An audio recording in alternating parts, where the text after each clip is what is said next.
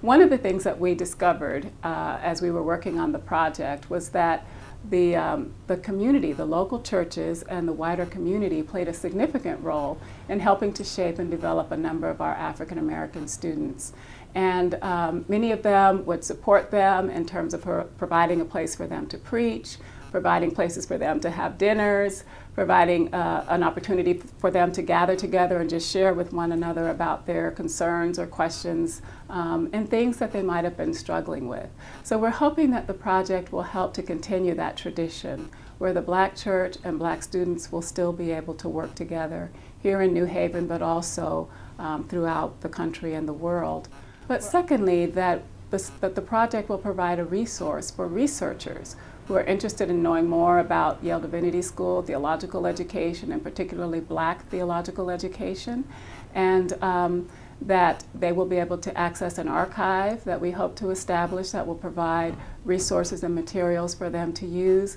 We're hoping that we can develop a website that will be interactive, that will also list resources, materials, bibliographies of publications from some of our alum and students as well. So we're hoping that it will be a place where people can learn about the Black presence, not only at Yale Divinity School, but throughout the country as well. We're also hoping that this information will be used in the classroom, that especially some of our religious history courses, our religious education courses, that we'll be able to draw on some of the information throughout the years that have been significant to Yale Divinity School. If I were talking to prospective students, I would let them know that even though we're not large in number, but we do have a strong presence at Yale Divinity School. The Yale Black seminarians are actively involved on campus, and one of the things that we try very hard to do is to support one another. We know that it can be a stormy process sometimes, we know that it can be challenging here, but when we gather together for fellowship, it's an opportunity to let that go, it's an opportunity to share some of those challenges, and then to pray with one another and encourage one another to keep going. I want prospective students to know that Yale Divinity School is a place where they can come and they can grow. They will be inspired to go on and to do great things, and that they will be supported in the work that they do.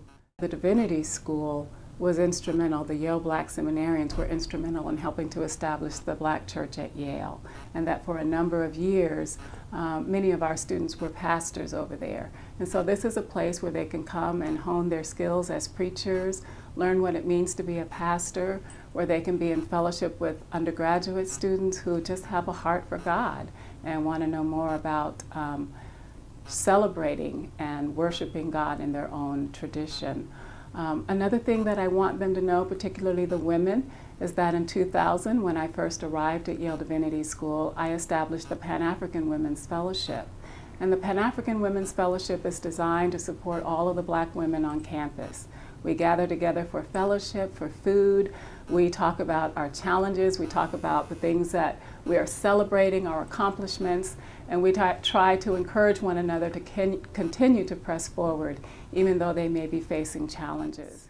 I believe that YDS can use this project in an academic and spiritual role by helping to highlight the role that the Black church has played in supporting Black students over the years. Many of the Black pastors were instrumental in nurturing our Black students, providing a pulpit for them to preach, providing opportunities to talk about their questions and their concerns, supporting them when they were struggling in the midst of challenges that they were facing while they were on campus.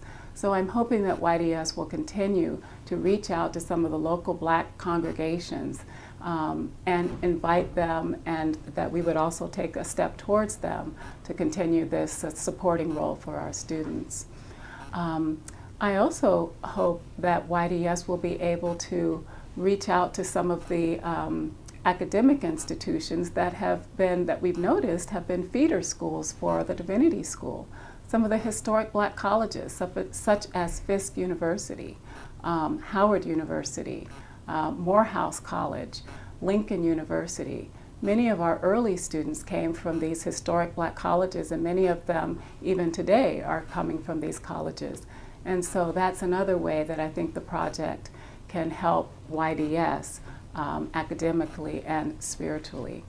I think spiritually, too, the project has a spiritual dimension in that when we begin to talk about the history and talk about the challenges, talk about how we as a community gather together in prayer and worship and fellowship and in protest to support our students and faculty as they came through the storm here at YDS. And it was not always stormy. There were good times at YDS. Many of our alums talk about what a wonderful experience it was for them and how they were well received at this university and the Divinity School.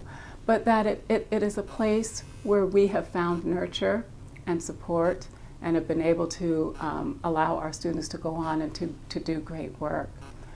And another key thing that came up for us as we were beginning this project was that we were beginning to get in touch with students who had left YDS and had never returned since their graduation. And it was an opportunity for them to reconnect with the Divinity School, to begin to come to the convocations and the reunions, to know more about what our students are doing and what the curriculum is offering, to offer suggestions for how we might be able to enhance that in the future. And so we are very excited about the fact that the project has been instrumental in reconnecting some of our alums with their alma mater.